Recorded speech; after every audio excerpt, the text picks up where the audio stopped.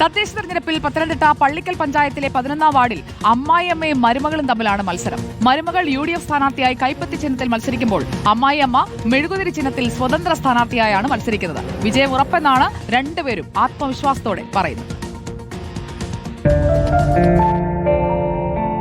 ഇത് കുഞ്ഞുമോൾ കൊച്ചുപാപ്പി.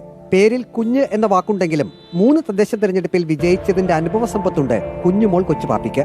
ഇക്കുറി പള്ളിക്കൽ പഞ്ചായത്ത് 11ാം വാർഡിൽ എതിരാളി മകന്റെ ഭാര്യ ജാസ്മിൻ എബിയാണ്. മരുമകൾ വീട്ടിൽ, തെരഞ്ഞെടുപ്പിൽ എതിർ സ്ഥാനാർത്ഥി. തന്റെ വിജയം സുനിശ്ചിതം. കുഞ്ഞുമോൾ കൊച്ചുപാപ്പി പറഞ്ഞു.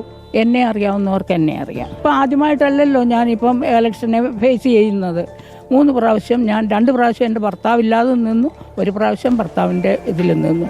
അപ്പോൾ എന്നിട്ട് എനിക്കൊരു പേടിയില്ല. ഏത് റിസൾട്ട് കിട്ടിയാലും എനിക്കൊരു ഭയവും ഇല്ല. ഫ്ലക്സ് ഒന്നും കാണുന്നില്ലല്ലോ എന്ന് ചോദിച്ചപ്പോൾ കുഞ്ഞുമോൾ കൊച്ചുപാപ്പിയുടെ മറുപടി ഇങ്ങനെ.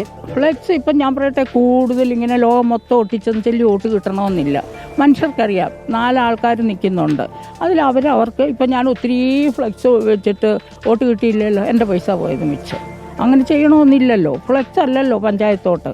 പിന്നെ മനുഷ്യരെ അറിയുന്നവർക്ക് വോട്ട് ചെയ്യും, അത്രയേ ഉള്ളൂ. മരുമകൾ ജാസ്മിൻ ബിയുടെ കന്നി മത്സരമാണിത്.